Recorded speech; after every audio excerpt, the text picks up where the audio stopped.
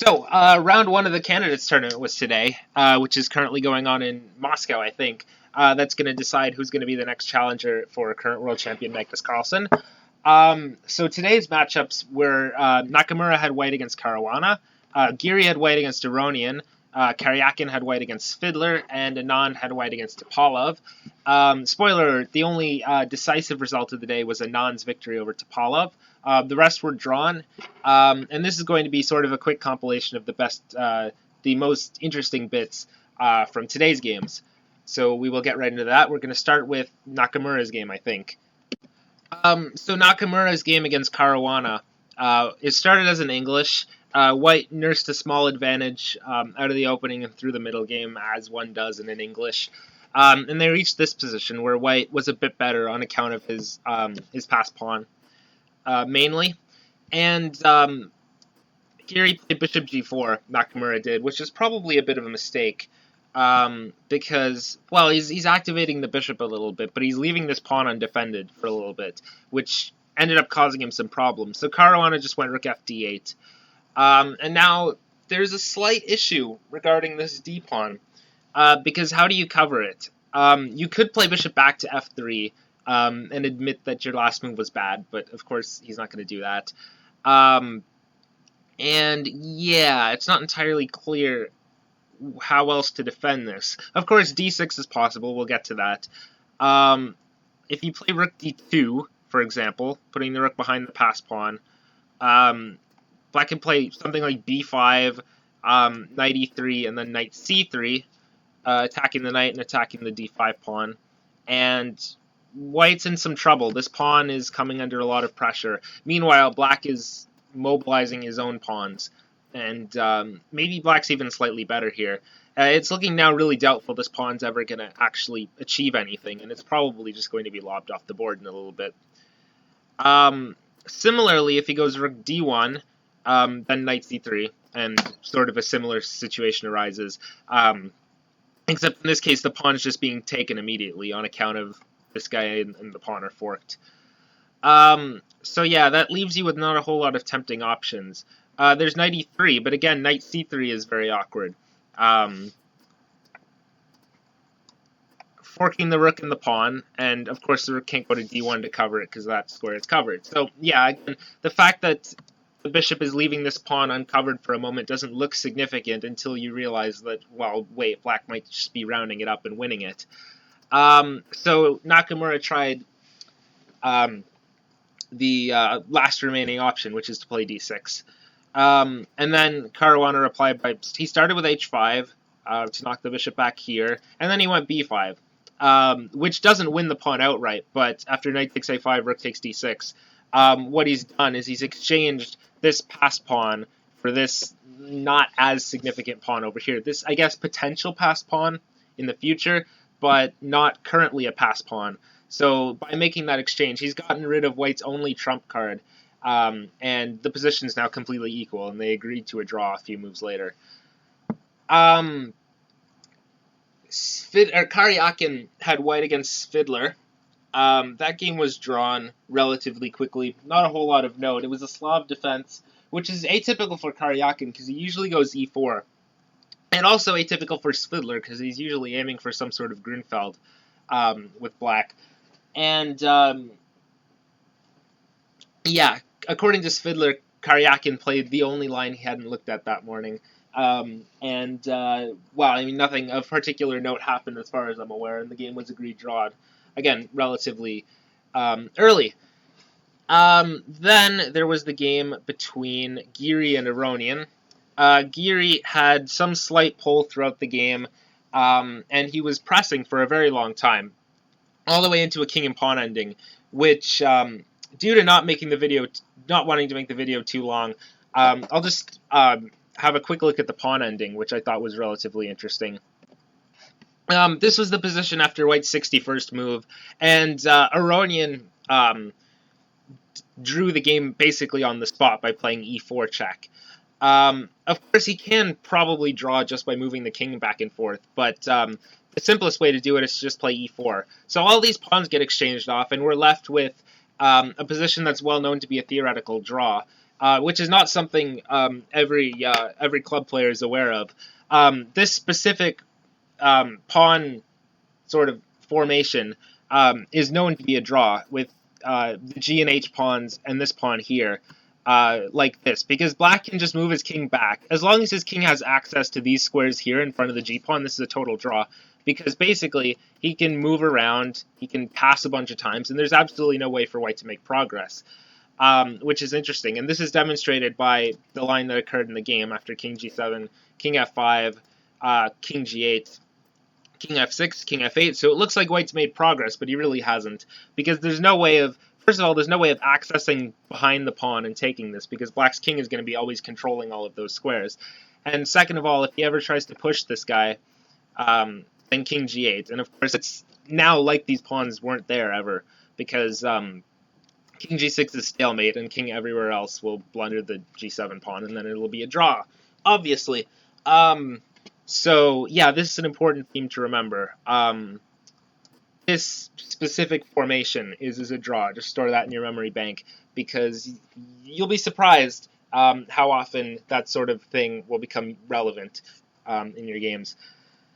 So finally, we'll get to basically the thing everything's talking about, the only decisive game of the round, which was Anand Topalov. And last year's candidates winner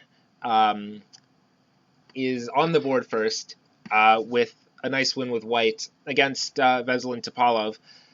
These two obviously have played a world championship match before, and yeah, this game was pretty interesting. This is a position that occurred after 14 moves of that game from a Berlin defense. So basically what's happening here is white's got a central majority, but black does have a lot of pressure on it. The pin on this knight, the bishop on this pawn. This knight's going to move out of the way someday, probably to c6 to hit this pawn. This rook will be on this pawn. So his center's under a lot of pressure, but he does have a greater pawn presence in the center, which is, of course, worth something.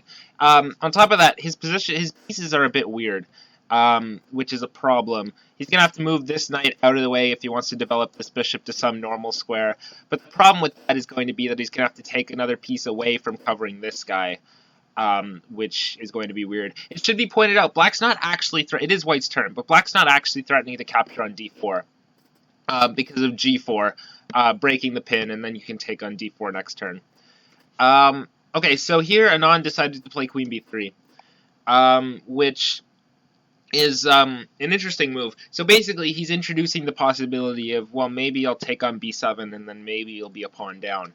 He's also getting out of the pin, which is useful, but he's hinting at grabbing the pawn on b7. So black decided he was not afraid of that. He continued with his idea, and he went knight c6, improving his knight, improving his rook, and increasing the pressure on the d4 pawn.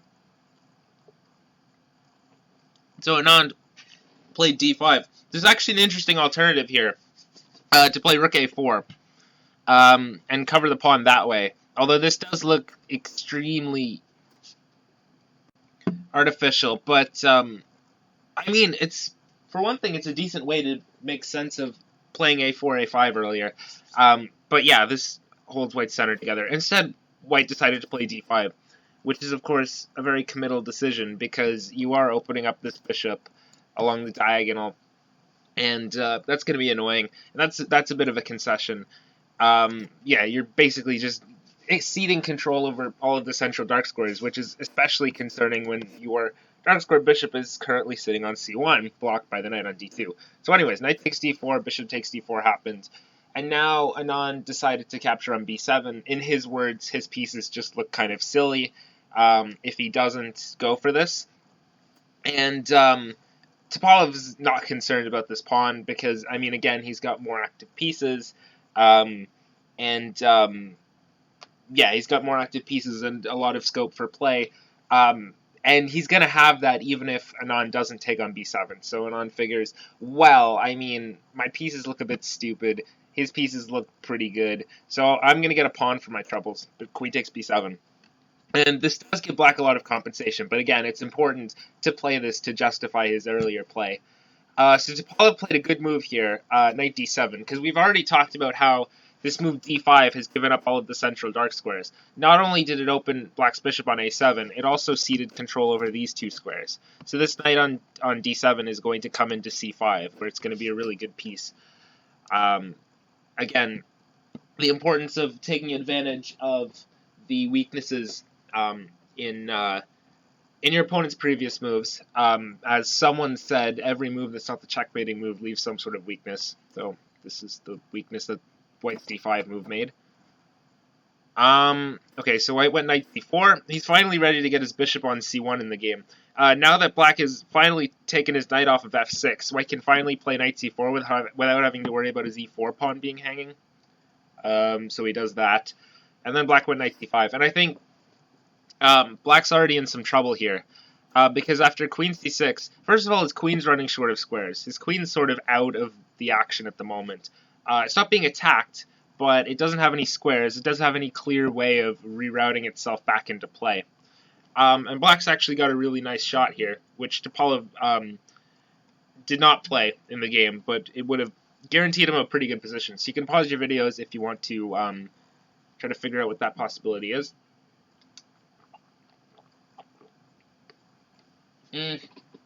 So he could have played bishop takes f2, which would have been pretty strong. Because, again, the justification for this is his queen's out of play. These pieces aren't exactly participating. Meanwhile, black is going to be attacking with this knight, his queen, and this bishop against very few defenders. So this is the justification for this sacrifice in general terms. In specific terms, this queen comes to h4. And the important point is that this rook is being skewered. So if you go back to g1, this rook hangs. So you can't do that. So white's compelled to play g3. And then, only then, black captures on e4. And then this pawn on g3 is attacked twice.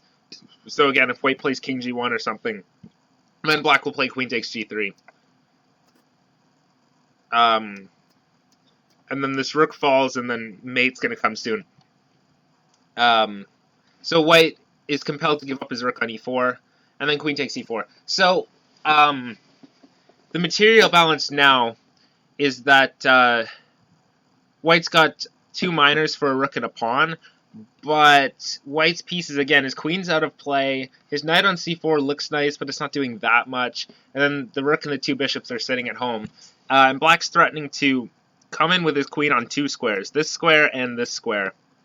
He's got really nice play along the e-file. This bishop is quite good, and computer says white's not too much worse, but it's going to be really difficult for him to defend this position. Black is better, and I mean, in practical terms, it's going to be really, really hard for white to defend this position. Again, due to the fact that black's got a bunch of pieces attacking, and white's got not so many guys defending. And his king is quite exposed, and black, if you're counting points, black actually has not even pitched any material to get this position, so he's quite a bit better here. Bishop takes f2 was not played. Instead, knight b3 was played, and Topalov just decided to take the bishop pair on c1. But this actually lets white off the hook. Despite black having the bishop pair, he's actually better now because this guy's weak. It's going to be difficult for black to activate this rook because he constantly has to babysit this pawn. This pawn's going to be weak with pressure on the c-file, and suddenly it's become white's queen actually isn't misplaced on c6 anymore. It's actually really, really well placed because it's in a perfect spot to target black's two main weaknesses in the position. So yeah, black sort of missed his opportunity to exploit white's queen being misplaced. So basically, if the stuff that's happening in the position takes place on the queen side, that's going to be to white's advantage because his queen is on the queen side. But if black took his opportunity to make stuff happen on the king side, then white's queen would be rendered somewhat irrelevant. So white is actually much better here. So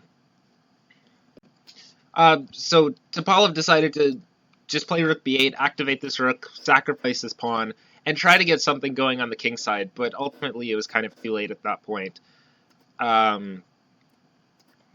So white's managed to hold everything together on the king side. Now, he's not actually up a pawn yet, but, well, I mean, his king side is holding together. This bishop on f1 is actually a really good defender all of a sudden.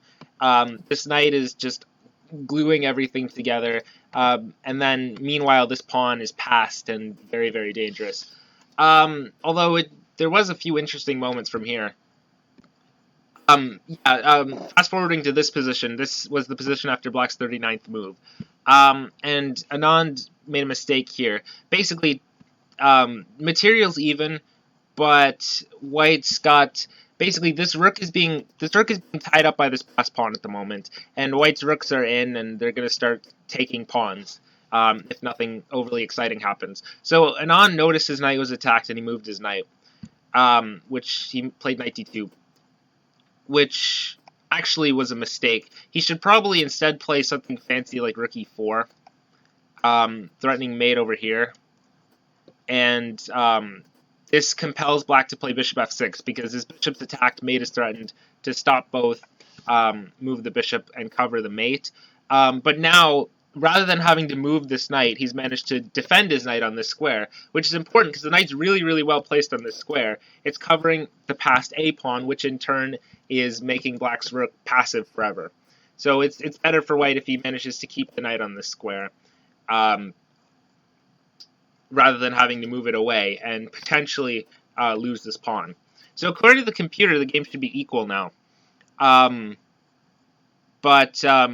Topalov made a mistake in reply. He played rook c2, which is a natural move. It's a very natural move, attacking the knight, putting the rook on the 7th, and so forth. But this gave White the chance to put this knight on e4, where it covers f2, and it's quite active. There are potential mating patterns involving the knight coming to g5, and suddenly it's really scary for Black again, and White's winning again. What he should have done, actually, is simply just play f5, which looks pretty simplistic, but it keeps the knight out of e4, which is quite important, actually. So that's what he should have done. Instead, he played rook c2, which is an understandable enough mistake. White went knight e4, and the game was over quite quickly. Black played f6, and White just played h4. Is that White's just planning on playing rook f8 and threatening mate, and there's not a whole lot of good things Black can do about this. He tried g5, White went h5, so the king's still stuck in this little mating net. If he tries to get out with king h6, of course, rook h8 is mate.